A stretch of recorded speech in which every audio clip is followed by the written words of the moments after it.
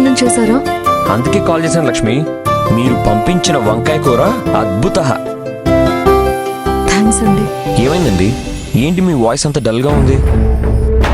అది అంటే ఏమండి, ఈరోజు ఆఫీస్లో నాకు అగస్త్య కంపెనీ నుంచి మెయిల్ వచ్చింది. ప్రతి బాక్స్ లోనూ క్లాతులు తక్కువ అవుతున్నాయని చెప్పారు.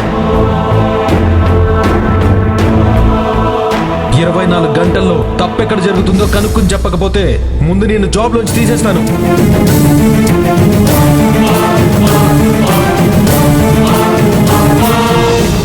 తప్పు నాదేనండి. ఏదో టెన్షన్లో డ్రైవర్ని అనుమానంగా అడిగాననిపిస్తుంది. కాదు లక్ష్మి, మీరు చెప్పిన దాన్ని బట్టి చూస్తుంటే నాకు కూడా ఎందుకో ఆ డ్రైవర్ మీదే అనుమానంగా ఉంది. మీరు అంత సాఫ్ట్గా మాట్లాడినప్పుడు అతను ఎందుకు అంత ఎక్కువగా రియాక్ట్ అయ్యి హార్ష్గా మాట్లాడాడు?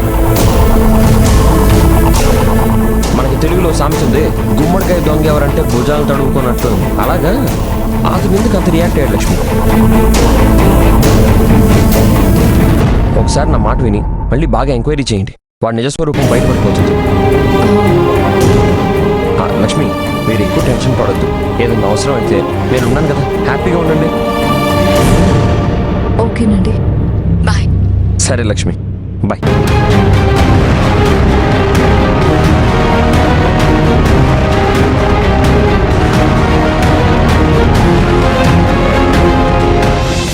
విజు,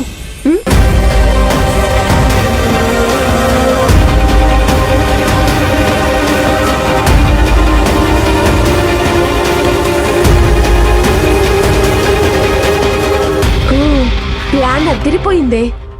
మనం అనుకున్నట్టయితే బాగుంటుంది, కానీ తేడా వస్తే మనకే ప్రాబ్లం. తేడా ఎందుకు వస్తుంది? ఇదే మంచి ఐడియా అనిపిస్తుంది. అసలే టైం తక్కువగా ఉంది. ఇప్పుడే ప్లాన్ స్టార్ట్ చేయాలి. అవునా? అయితే పద, తాడో పేడో తెలుసుకుందాం. నీ వెనక నేనున్నానే. ఫస్ట్ ఏం చేయాలో చెప్పు. చాలా ఈజీ. చేపలు పట్టుకోవాలంటే వల కావాలి, కానీ కోళ్ళు పట్టుకోవడానికి ఏం కావాలి? తెలివిగా ప్రవర్తిస్తే చాలు. ఒకసారి డ్రైవర్కి ఫోన్ చేసి అదే అడ్రస్కి బండిల్స్ పంపించాలి అని చెప్పు. కాల్ చేయి.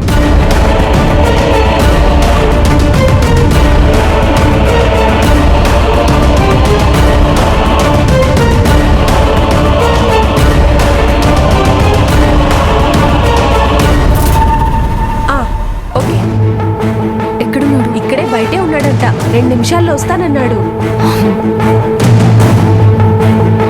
అరే, నువ్వు ఫోన్ పెట్టి నేను వస్తా. ఏంటి మేడం, ఇంత సడన్గా డెలివరీ అంటున్నారు? ఎప్పుడో ఒక రోజు ముందే చెప్పేవారు కదా. అవును రమేష్, మనం ఇచ్చిన మెటీరియల్స్ తక్కువ ఉన్నాయంట. ఓ, కొంచెం అర్జెంటుగా కావాలన్నారు. త్వరగా వెళ్ళు. సరే మేడం. విజయ్, పద. పద పద.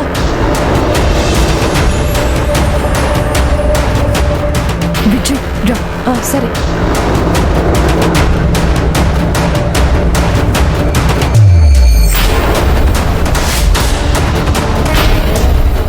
Okay okay, thank you. వెళ్ళు.